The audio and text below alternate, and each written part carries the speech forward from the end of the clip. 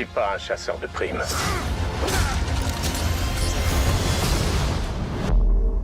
Je suis le seigneur du crime. Salut à tous, moi c'est Jim Kazama, alors je suis tout nouveau sur la chaîne et avant de commencer je vais remercier le groupe de Tyrannosaure de m'avoir accueilli au sein de ce collectif.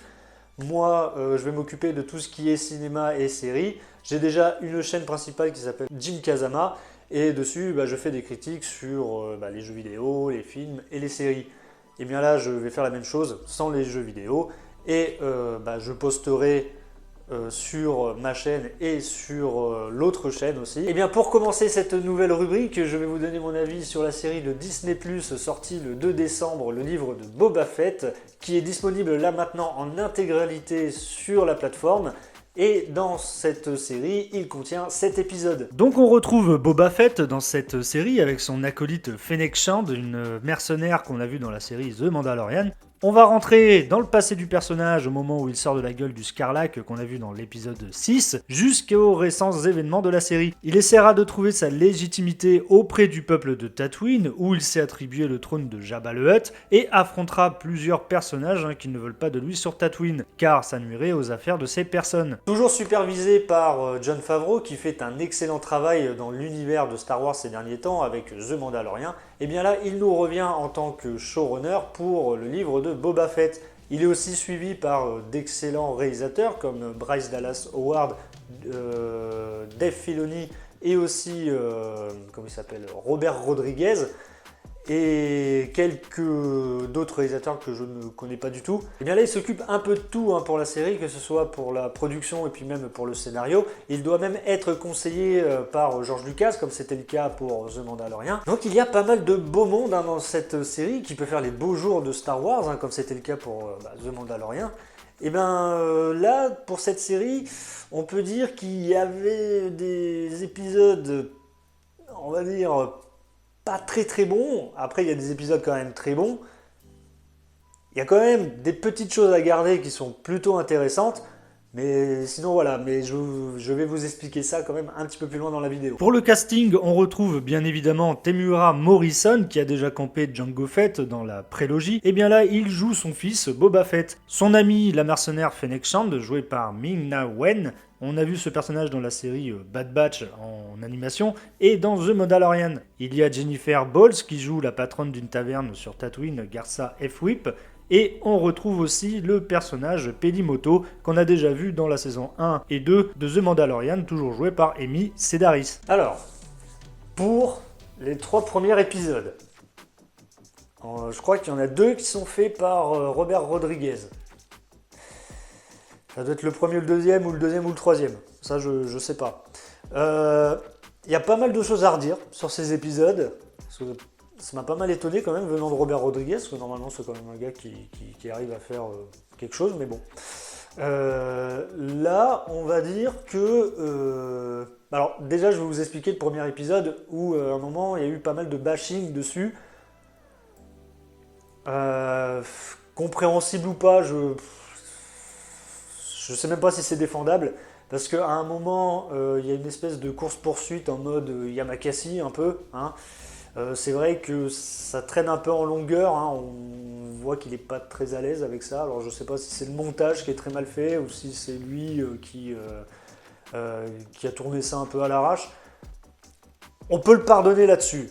Mais moi, il y a vraiment, dans l'autre épisode, je ne sais plus si c'est le 2 ou le 3, il y a une course-poursuite, mais qui est quand même vachement ridicule, je crois que c'est un espèce de speeder, et puis l'autre personnage, il a une espèce de moto Vespa du futur. Ouais, non mais là, faut pas non plus déconner, quoi, parce que je me serais cru dans le film de Ali G quand il fait une espèce de course-poursuite et tout, et puis qui respecte le code de la route. C'était exactement pareil, pour moi c'était lent, j'avais jamais vu ça. Je me suis dit, mais normalement, putain, Star Wars, c'est les machins qui foncent, quoi. Ça va vite, c'est pas Fast and Furious, mais ça va aussi vite, quoi. Bah là, mon gars, putain, j'ai jamais vu une course-poursuite aussi lente, quoi. Même un piéton, il irait plus vite qu'eux. Alors, c'est pour ça, moi, je n'ai rien contre Robert Rodriguez. Alors, aussi, je ne sais pas si c'est lui qui s'est occupé, qui était derrière, qui faisait pas le montage, mais qui était derrière pour dire coupe là, coupe là, coupe là. Mais en tout cas, moi, ça m'avait étonné de sa part de faire ce genre de truc, parce que c'est quand même un réalisateur expérimenté. Il sait faire quand même des choses. Puis, j'aime bien ses films. Hein. Les peu films que j'ai vus de lui, c'était des bons divertissements. Mais voilà, ça m'avait un peu étonné, quoi. Bon, on va dire qu'il se rattrape quand même avec ce dernier épisode. Hein. On va dire que ce n'est pas non plus le meilleur épisode de la série. En tout cas, il se rattrape par rapport à ces 2 premiers épisodes qu'il a fait, qui sont pas vraiment ouf, hein, on va dire. Mais voilà, il y avait quand même des choses intéressantes à garder, que ce soit dans les 2 premiers épisodes, et puis même dans le dernier. Hein, dans le dernier épisode, il y a Boba qui chevauche le Rancor, les retrouvailles entre Mandalore et Grogu. Voilà, c'était juste des petits trucs comme ça, mais rien de foufou, quoi. Pour moi, l'épisode 5 est le meilleur épisode de la série. Je n'ai rien à dire là-dessus. Bryce Dallas Howard fait un taf de malade, comme d'habitude. Hein. On lui laisse juste un épisode pour la série et elle nous sort une masterclass. Alors, on va se le dire, hein, c'est vraiment un épisode centré, puis même que ce soit l'épisode 5 ou 6, ce sont des épisodes centrés sur Din Djarin, le Mandalorien, et on délaisse vraiment Boba Fett, hein, parce qu'on ne le voit pas du tout, voire même 10 secondes dans l'épisode 6, et puis voilà. En tout cas, ça fait vraiment teasing pour la saison 3 de The Mandalorian que j'attends beaucoup. Et voilà, ça fait un peu aussi office de qu'est-ce qui se passe dans la vie de Din Djarin avant qu'il aille aider Boba Fett. Puis aussi, on voit qu'elle est très inspirée. Hein, déjà, dans un seul plan, on nous montre une attaque de droïdes qui peut nous faire penser à des T-800 dans Terminator. On voit aussi qu'elle arrive à très bien filmer le gigantisme de la galaxie, où on nous montre qu'on n'est vraiment rien dans cette galaxie, qu'on est vraiment tout petit.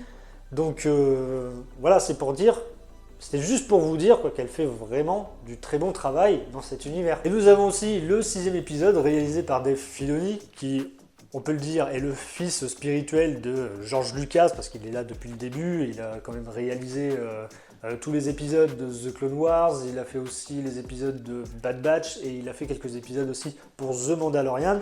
Et bien là, il nous revient pour un épisode de Boba Fett. Si je fais ça, c'est comme je vous l'ai expliqué juste avant, c'est que ce n'est pas un épisode de Boba Fett. On le voit 10 secondes et puis c'est tout, quoi. C'est vraiment un épisode pour le Mandalorien.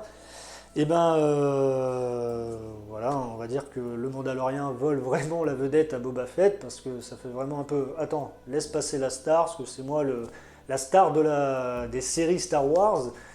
Donc pousse-toi Boba Fett, toi tu n'es pas très très intéressant. Dans cet épisode, il nous fait d'énormes clins d'œil sur les anciens épisodes de Star Wars, comme avec les fameux vaisseaux de la planète Naboo. Alors pour ça je dis les vaisseaux de la planète Naboo, parce que je ne connais pas leur nom, hein. Peut-être que les fans de Star Wars pourront me le dire, comment s'appellent ces vaisseaux.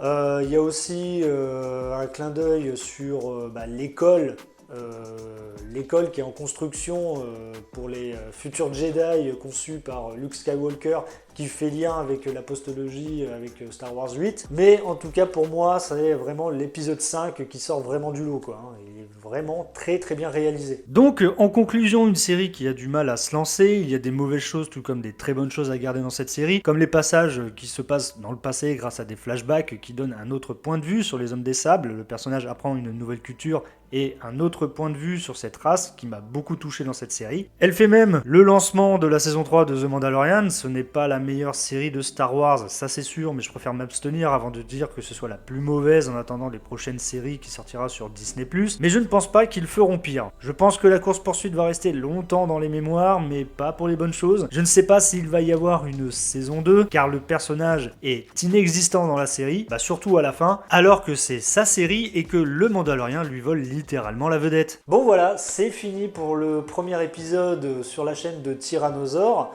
Laissez-moi un commentaire pour me dire ce que vous avez pensé de cette série. Laissez-moi un petit pouce bleu et abonnez-vous à la chaîne, que ce soit de Tyrannosaure et aussi à ma chaîne principale qui est Jim Kazama. Moi je vous dis à une prochaine vidéo. Ciao!